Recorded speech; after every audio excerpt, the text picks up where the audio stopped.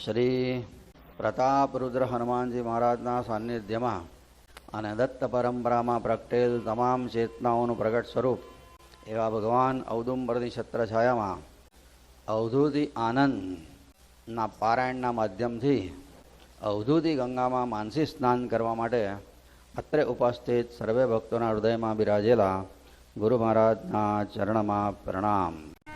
ભજન number 148. બાપજી કહે છે કે આ વિશ્વ છે ને એ જ મોટો ગ્રંથ છે.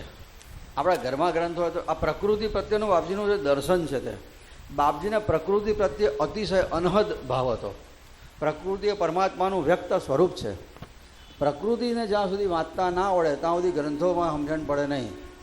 પહેલો પ્રકૃતિને વાંચતા શીખવાનું છે. પ્રકૃતિ એટલે જે ભગવાને બનાવ્યું છે, માણસે બનાવેલી ના હોય ને એ સૃષ્ટિની બધી વાતોને પ્રકૃતિ કહેવાય. જેમાં માણસનો હાથ અડક્યો નથી એ બધી જ વાતો. તો એ કહે છે વાંચ વાંચ, આ વિશ્વ એ ગ્રંથ છે મોટો, આ દુનિયા એ, અને એને તું વાંચ ને. આ નાની નાની ચોપડીઓ શું વાંચે છે? અને વિશ્વનો ગ્રંથ તને વાંચવા આવડશે તો તને બીજું વાંચવાનું કશું બાકી જ નહીં રહે. વાંચવા બાબતે તારી પૂર્ણાહુતિ થઈ જશે અને બધી વાસનાઓ ઈચ્છાઓનો નાશ થઈ જશે. એવો અદ્ભુત ગ્રંથ ભગવાને લખ્યો છે. એ ભગવાનના હસ્તાક્ષરથી લખેલો ગ્રંથ છે, પરમાત્માનો પોતાનો આ વિશ્વએ. અને ગ્રંથમાં શું લખ્યું છે? અને પાછું એ જ વિશ્વમાં જે એમણે જે ગાન ગાઈ રહ્યા છે ભગવાન પોતે, એવું ગેબી ગાન છે. એ જો તારે સાંભળવું હોય તો એ સાંભળ, તો બીજું સાંભળવાનું પણ જીવનમાં બાકી નહીં રહે. તું જો આકાશમાં તારા કેવા ગુંજન કરે છે, અને જાણે કે આત્મા સ્વરૂપમાં આત્મા ગુંજન કરતો હોય ને એવું લાગે છે. આ દરિયો છે ને, પયોથી એટલે દરિયો કેવો ઘૂ ઘૂ ઘૂગવે છે, એના રજા ઉછળે ત્યારે. આ બધું પરમાત્માનું બનાવેલું છે ને, પરમાત્માનો અવાજ છે. આ અવાજ સાંભળ ને આ ગ્રંથને વાંચ. પ્રકૃતિનો અવાજ સાંભળ અને પ્રકૃતિને વાંચ. જંગલના ઝરણા વહેતા હોય ને કેવો ખળખળ અવાજ આવે છે, અવાજ સાંભળ્યો છે? બહુ મધુર અવાજ હોય છે ખરેખર. તો પછી એ સાંભળ ને એ જો. જંગલના પક્ષીઓ જે ગાય છે ગીતો, ભગવાનના ગીત ગુણગાન ગાય છે. ગાય ગીત ધીશના, ધીશ એટલે પરમાત્માના ગુણગાન ગાય છે. પક્ષીઓ જંગલમાં ગાય તો બાપજીને એવું લાગે છે પક્ષીઓ ભગવાનના ગુણગાન ગાય છે. આપણને કોઈ એવું લાગે છે?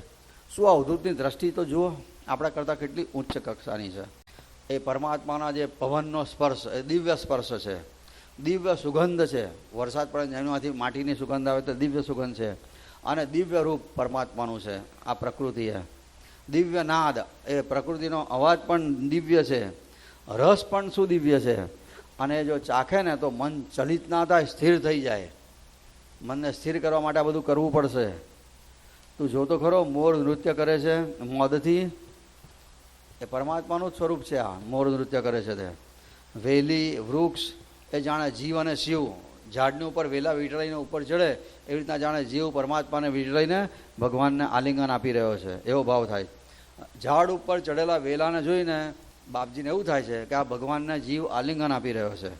જરા દ્રષ્ટિ ફેરવીને જોવાની ટેવ પાડ તો આવું દેખાશે. નહીં તો બધું આ ઉગાડી આંખે બધું આમ જ દેખાય છે બધું પ્રકૃતિ.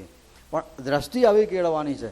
જ્યાં નજર જાય ત્યાં ભગવાનનો અનુભવ થવો જોઈએ. જ્યાં જ્યાં દ્રષ્ટિ જાય ત્યાં અંતિમ જન્મનું લક્ષણ છે. જ્યાં દ્રષ્ટિ જાય ત્યાં ભગવાનની જ કંઈક અનુસંધાન તરત અંતરમાંથી જાગવું જોઈએ.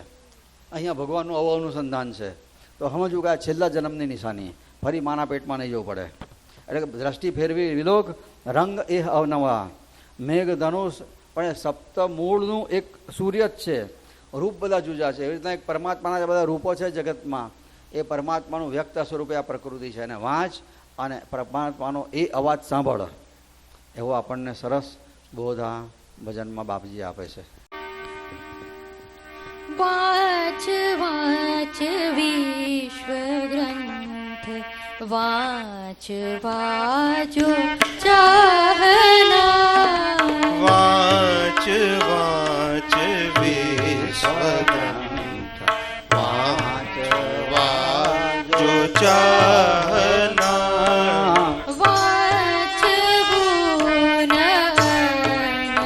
રહે મિટે સમૂળ વાંચના. વાંચવું રહે મિટે સમૂળ વાંચના. સોળ સોળ ગેબી ગાન